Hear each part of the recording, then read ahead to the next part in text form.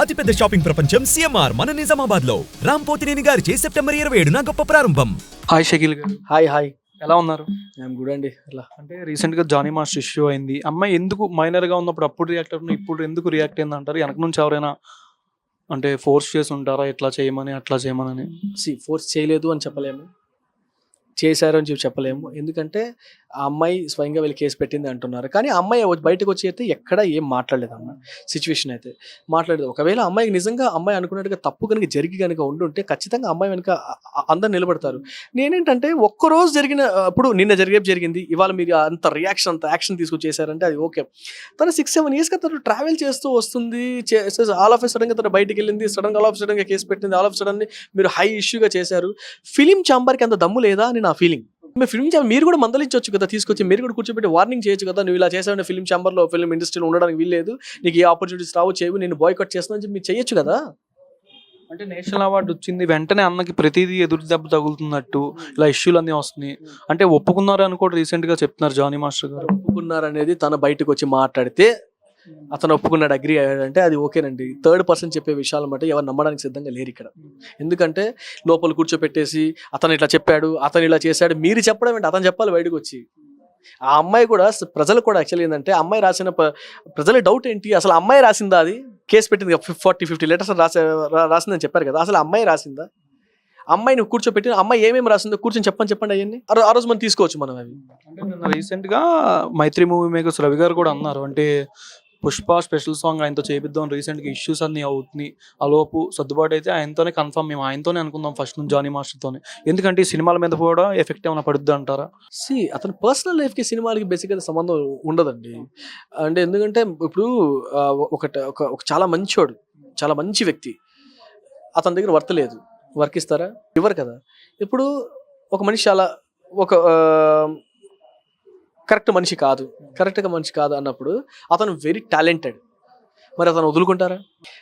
అది సిచ్యువేషన్ ఏంటంటే వాళ్ళ క్యారెక్టర్ని బట్టి అవకాశాలు రావండి, డిసిప్లిన్ని బట్టి అవకాశాలు వస్తాయి. డిసిప్లిన్ టైం టు టైం కానీ ఉండే విధానం కానీ ఈ రోజుల్లో థర్డ్ పర్సన్ చెప్పే మాటలు నమ్మి మనం ఏ డెసిషన్ తీసుకోలేమండి.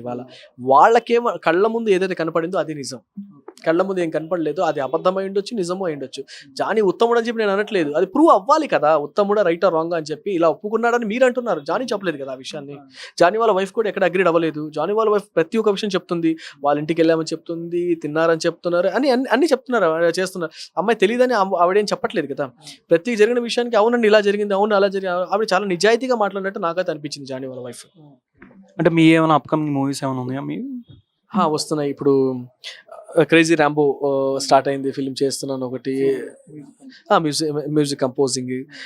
నెక్స్ట్ సత్యరాజ్ గారి ఫిలిం ఒకటి వస్తుంది. నెక్స్ట్ ఒక 4-5 ఫిలిమ్స్ ఉన్నాయి, మంచి ఫిలిం. స్టార్స్ అని చెప్పొచ్చా? స్టార్స్ ఆల్మోస్ట్ నేను కొత్త వాళ్ళతో చేసినవి అసలు ఒకటి కూడా లేదు ఇప్పుడు దాకా. అంటే అఫ్కోర్స్ చేయకూడదని కాదు, నాకు నా దగ్గర వచ్చిండే డెఫినెట్గా నేను చేసుకునేవాడినేమో. అంటే ఆల్మోస్ట్ నా దగ్గర వచ్చినవి అవే వచ్చాయి, మంచిగా వచ్చాయి, మంచి ఫిలిమ్సే చేశాను ఇప్పుడు దాకా. లక్కీగా ఫస్ట్ ఫిలిం నేను రణం 2తో ఎంట్రీ. ఆర్తి అగర్వాల్ పాపం తన్ని అసలు నిజంగా చెప్పాలంటే హైదరాబాద్కి తీసుకొచ్చుకున్న వ్యక్తి ఆర్తి అగర్వాల్. అమరాశేఖర్ గారు ఫస్ట్ ఆపర్చునిటీ.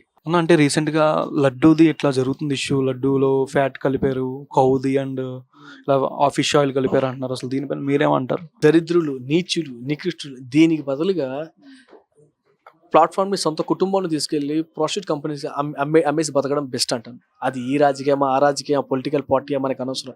అంత నీచమైన దరిద్రమైన స్థితికి మనుషులు పాల్పడడం కంటే కూడా కుటుంబాన్ని హోటల్స్ అమ్ముకోవడం బెటర్.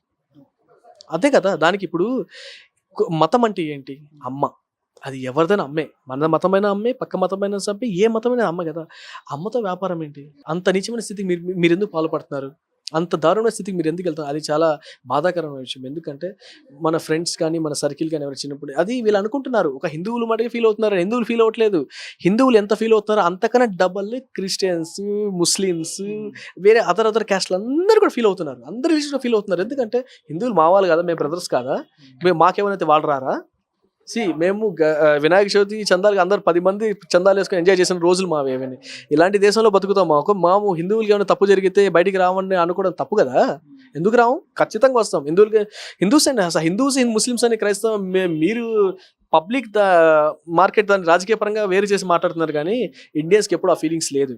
వీఆర్ ఆల్ మేమంతా ఒకటేలాగా ఫీల్ అవుతాం. అంటే ఇంతకు ముందులో నాణ్యత లేదని అంటున్నారు 2019 నుంచి 24 దాకా, అది వాస్తవం అంటారా? టీటీడీలో వచ్చే డబ్బు సంపాదించడంలో టీటీడీ పెద్ద ఏందో స్థానం అంటారు, కానీ నాకు ఆ డబ్బా టీటీడీలో నాకు ఎప్పుడు కనపడదు. ఆ టీటీడీకి ఏమవుతుందో అర్థం కాదు. ఏదో పురాణంలో ఎలా ఉందో అది అలా ఉన్నట్టు అనిపిస్తుంది. ఆ ఫుడ్స్ రెగ్యులర్ ఏం కంటిన్యూ అదే కంటిన్యూ అవుతుంది. పోనీ ఆ సిటీనైనా చేంజ్ చేస్తారు. తిరుపతి సిటీ అంటే అది చేంజింగ్ లేదు. అంటే ఇప్పుడు దాకా నాకు తెలిసి ఇప్పుడు సిస్టమ్ ఇంప్రూవ్మెంట్కి ఇంపార్టెన్స్ ఇచ్చేటువంటి చంద్రబాబు నాయుడు గారి సీఎం లాంటి ఒక వ్యక్తి డెఫినెట్గా ఎలా చేస్తారో చూడాలి. ఇంకోటి ఏంటంటే ఎమోషన్స్కి తప్ప ఫినాన్షియల్స్కి మనిషి యొక్క స్థాయికి విలువ ఇవ్వనటువంటి పవన్ కళ్యాణ్ గారు లాంటి వ్యక్తి ఇప్పుడు వీళ్ళిద్దరు అయ్యారు. దాని తర్వాత రాష్ట్రం ఎలా ఉండబోతుందో చూడాలి. కానీ డెఫినెట్గా అంటే తిరుపతి జరిగిన విషయాన్ని ఇప్పుడు చాలా హట్ అవుతున్నాం ఆ విషయాన్ని మట్టికి. ఎందుకంటే ఫ్రెండ్స్ ఏంటంటే ఒక్క రోజు విషయం కాదు, అది హట్ అయింది. మనుషులు చిన్నప్పటి నుంచి తరతరాల నుంచి కాపాడుకొని వస్తున్నటువంటి వాళ్ళ యొక్క మనోభావాలు, ఫీలింగ్స్, దేవుడి మీద ఉన్నటువంటి ఒక ఆ లవ్ స్పాయిల్ అయిపోయింది కదా అనే ఒక ఫీలింగ్, దాన్ని ప్రత్యక్షంగా చూసినప్పుడు ఆ హట్టింగ్ మనకు తెలుస్తుంది. చాలా చాలా దారుణమైన విషయము నిజంగా. అది మటుకుని క్యూలో ఎంత గంటలు నిలబడతా తిరుపతిలో. ఇంకోటి కూడా తిరుపతిలో ఈ గవర్నమెంట్కి నేను గవర్నమెంట్ నా రిక్వెస్ట్ ఏంటంటే తిరుపతిలో చాలా మనుషుల్ని చాలా చాలా నీచంగా ట్రీట్ చేస్తున్నారు. ఇది కుక్కల్ని తరమడము చేయడము అలా కొన్ని ఉన్నాయి. అది గవర్నమెంట్ దాని మీద కొంచెం కేర్ తీసుకుంటే బాగుంటుందని చెప్పి నేను అది కూడా అనుకుంటున్నాను. అగైన్ ఈ లడ్డు విషయంలో నిజంగా అందరితో పాటు నేను ఒక పర్సన్ తప్పను, టీటీడీ మొత్తం యాజమానాన్ని తప్పంటాను. మొత్తం యాజమాన్యాన్ని పెద్ద వాళ్ళ పతివర్తలా కూర్చోవద్దు. అక్కడ ఏం తెలియని మనుషుల్లాగా మేము చాలా బుద్ధుల్లో అని చెప్పి కూర్చుంటు కదా. అక్కడ తప్పు చేశాడంటే అతను చెప్పిన తప్పు మీరందరూ కూడా చేశారంటే మీరు కూడా తప్పు చేసినట్టు లెక్క కదా, అతను కూడా కాదు కదా. సో అందరిది తప్పు ఉంది ఇందులో. అగైన్ ఇట్లాంటి కాకుండా ఉంటే బాగుంటుందని నా feeling. Thank you so much అన్న. హాయ్ ఆర్పి అన్న. హాయ్, ఎలా ఉన్నారు? పర్లేదు, బాగానే ఉన్నా. ఓకే, అంటే ఇప్పుడు ఏంటి అసలు లడ్డూపై అన్న ఎక్కడ చూసినా సరే సోషల్ మీడియాలో కానీ ఎక్కడైనా హిందూ ధర్మాన్ని చాలా మంది ఆచరించట్లేదు. అసలు ఎందుకు జగన్ గారు ఎట్లా చేశారు, ఆయన ఫోటోలు కూడా తగలబెడుతున్నారు బయట చూస్తుంది కొన్ని చోట్ల. భోపాల్లో మొన్న చూసాం, మొన్న ఇంటికాడ గుంటూరు దగ్గర ఇలా చేస్తున్నారు కదా. దీనిపై అంటే ఏం చెప్తారు? ఇక్కడ 100% తెలిసే చేశారు కాబట్టి ప్రపంచంలో కల్లా అతిపెద్ద అవినీతి, అతిపెద్ద తప్పు కూడా ప్రపంచం మొత్తం ఇష్టపడే హిందూ మతస్థులను కూడా అగౌరపరచడం, మనోబలం దెబ్బతీయడం అనేది చాలా పెద్ద తప్పు, చాలా పెద్ద కేసు. ఇది అతిపెద్ద కేసు కూడా. ఈరోజు లడ్డు ప్రసాదమే కావచ్చు, అంతకుముందు చేసిన అన్ని విషయాల్లో కూడా అపవిత్రత భావం ఉంది కాబట్టి 100% దొరికేశారు. పవన్ కళ్యాణ్ రీసెంట్ గా నిన్న ఈ మూవీ ఫంక్షన్ లో కూడా కార్తీక్ గారు లడ్డు మీద కామెడీ అని పవన్ కళ్యాణ్ గారు సీరియస్ అయ్యారు. వెంటనే కార్తీక్ గారు కూడా సారీ అని ట్వీట్ చేశారు. ఇలాగ అంటే ఒక మిస్అండర్స్టాండింగ్ వల్ల ఇలా జరిగింది అని. ఓకే, ఇప్పుడు అన్నాడు, అది దాని అర్థం ఇంకోలా వెళ్తుందని అనుకోలేదు. కట్ చేస్తే మళ్ళీ ఆ తప్పు తెలుసుకున్నాడు, ఇంకా దాన్ని మనం అనడానికి లేదు. అన్నాడు, వెంటనే తెలుసుకున్నాడు, చెప్పినాడు, దాన్ని మనం అనడానికి లేదు. అంటే ఇంతకు ముందు నాణ్యత లాగా 19 నుంచి 24 దాకా లేదంటున్నారు కదా, ఎందుకని? లేదేంది, నువ్వు తెలియదా? నీతో ఎవరు మాట్లాడలేదా? చెప్పారు అంటే రీసెంట్ గా ఇలా జరిగిందని తెలుసు, కానీ ఇంతకు ముందు అన్నీ జరిగినాయి. 100% టోటల్ చేశారు. ఎందుకు అంటే మీరు జానీ మాస్టర్ పై ఇష్యూ మీద కూడా మీరు ఏం స్పందించలేదు అని కూడా అంటున్నారు. అంటే అమ్మాయిలకి సేఫ్టీ లేదు, సెక్యూరిటీ లేదు అని కూడా చాలా మంది ఈ మధ్య చేస్తున్నారు కదా జస్టిస్ అని. ఇప్పుడు ఆయన తప్పు చేశాడా లేదా, ఆ అమ్మాయి ఎఫ్ఐఆర్ ఏం బుక్ చేసిందో నాకు తెలియదు. నాకు తెలిసినంత వరకు మాస్టర్ నాకు చాలా క్లోజు. మన మెగాస్టార్ గారి బర్త్డే అప్పుడు కూడా మన శిల్పకళా వేదికలో మేము ఇద్దరం పక్కనే కూర్చున్నాం. నాకు తెలిసినంత వరకు నా ముందు ఎప్పుడు అలాంటి మాటలు మాట్లాడలేదు, అలాంటి ఆలోచనలు నా ముందు చెప్పలేదు. మరి ఇది కుట్రపూరితంగా జరిగిందా లేకపోతే ఆయన చేశాడా చేయలేదనేది ఆవిడేం కేసు పెట్టిందో, అవి ఏమి సెక్షన్లో, లేదంటే ఇప్పుడు ఆయన లోపల తీసుకెళ్ళిన తర్వాత అవి ఆరోపణలు నిరూపణలు అవుతాయి, వాటి మీద నాకు పూర్తి జ్ఞానం లేనప్పుడు ఒక మనిషిని నేను బ్లేమ్ చేయకూడదు. నాకు రోజా మీద ఉంది, నేను చెప్పిన నాకు నిరూపణలు ఉన్నాయి కాబట్టి నాకు తెలియనప్పుడు నేను ఒక వ్యక్తిని విమర్శించకూడదు. ఇద్దరు ఒక ఇంట్రెస్ట్లో ఉన్నాం కదా, నేను చెప్పడం లే. నిజంగా నాకు దాని మీద అవగాహన లేదు, నిజంగా దాని గురించి నాకు తెలియదు. రేపు కోర్టుకి వెళ్తుంది, కోర్టు జడ్జిమెంట్కి వెళ్తుంది, దానికి వెళ్తుంది, ఇంకోటి వస్తుంది, ఏందనేది చెప్తారు. ఇది కుట్రపూరితంగా జరిగిందా లేకపోతే చేశారా లేకపోతే చేయాల్సి వచ్చిందా లేకపోతే ఏం జరిగింది, ఇందులో ఎంతవరకు న్యాయం ఉంది, అసలు ఇది ఎఫ్ఐఆర్లో ఎవరు రాస్తుంది, అందులో ఆయన ఎంతవరకు దానికి సమాధాన పరుడో నాకు తెలియదు. జగ్గైపేట స్వామినేని ఉదయభాను గారు జనసేన పార్టీలోకి వచ్చారన్న, దీనిపై ఏం స్పందిస్తారని మీరు?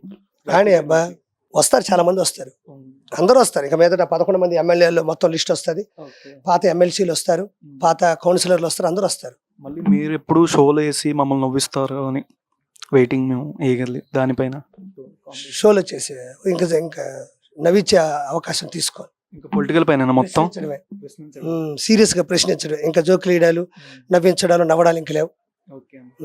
థ్యాంక్ యూ సో మచ్ అన్న. సుమన్ టీవీలో మీ పర్సనల్ అండ్ బిజినెస్ ప్రమోషన్స్ కోసం కింది నెంబర్కి కాంటాక్ట్ చేయండి.